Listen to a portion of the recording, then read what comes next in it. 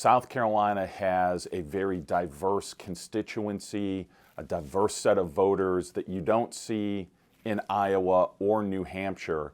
And as a result, presidential candidates really have to tailor a message, sharpen a message that can appeal to a broader range of the electorate. And that's one of the reasons that South Carolina has been so successful at essentially predicting who the nominee of either party is going to be. And that makes its status in the primary queue incredibly important. What do you expect the outcome to be, and what are the repercussions from it? So I think it's obvious that Donald Trump is going to win the state. I think the real question is by how many points. You know, right now he is leading Nikki Haley by almost 30 points in the latest polls. And I think the question for her is, can she keep it within 10, maybe 15 points, or will Donald Trump have a 20-point plus margin of victory? If she can keep it relatively close, I think that gives her enough momentum to keep the donations rolling in that will carry her to Super Tuesday. Otherwise, I think there's going to be even more pressure than there already is for her to drop out of the race. If she can keep it relatively close, I think that gives her enough momentum to keep the donations rolling in. What we have seen is that the Republican Party has moved away from principles, values, policies that they used to articulate, and instead have become a party based on a single personality. And that personality is Donald Trump. And so the base of the party, the MAGA Republicans that people talk about, these are the ones that are solidly behind Donald Trump. They're passionate about him, not necessarily about the party. And those are the individuals most likely to turn out for a primary election. And so that's why I think he's going to win, and likely win big come Saturday. Mentioning why the obvious. Well, for her, I think it's huge because she's not won a state yet. And this is really her best chance of having any kind of upset over Donald Trump. You know, when she was here as governor in the state legislature, she actually had a really good reputation as an individual that could roll up her sleeves, work with people across a wide range of interests and ideologies, and get the job done. That, I think, she is hoping will catapult her, I mean, ideally for her to win the state, but more likely to at least make it relatively close. This is really her best chance of having any kind of upset over Donald Trump.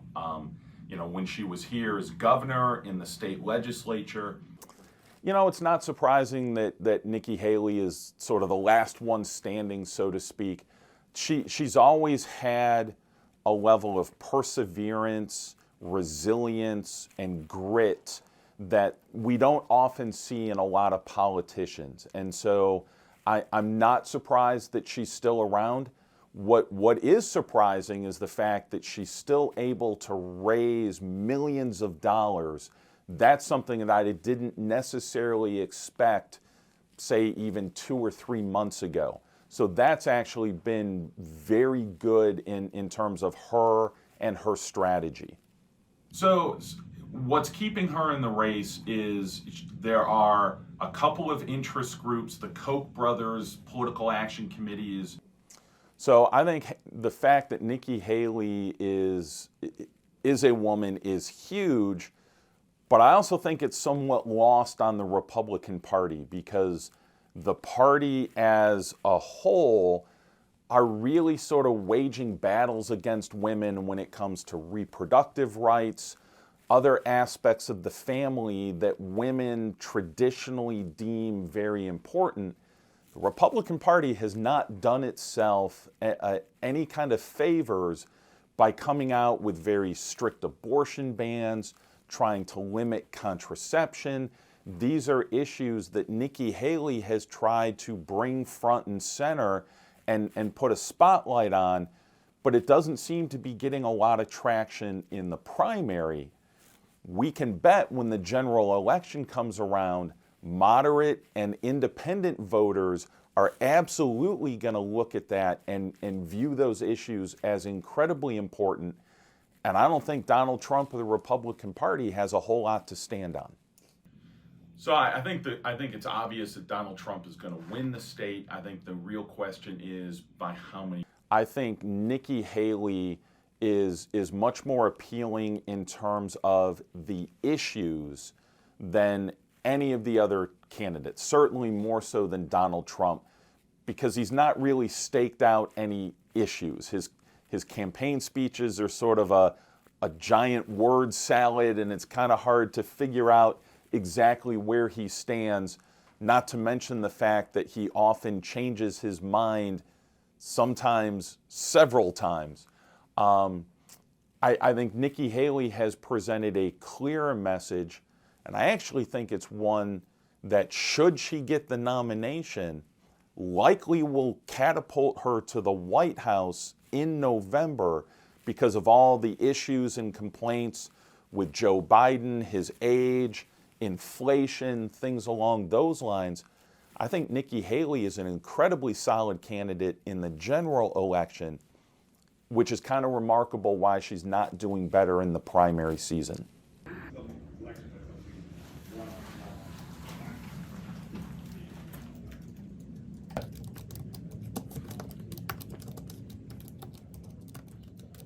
I think Nikki Haley is very much betting on independent and Democratic voters to come out in her camp, vote for her to prevent Donald Trump from winning South Carolina, certainly from winning big. This was sort of the strategy that she used in New Hampshire. It worked better than what she had in Iowa, but kind of like New Hampshire, I'm not sure it's going to be enough to move the needle come Saturday when the results come in.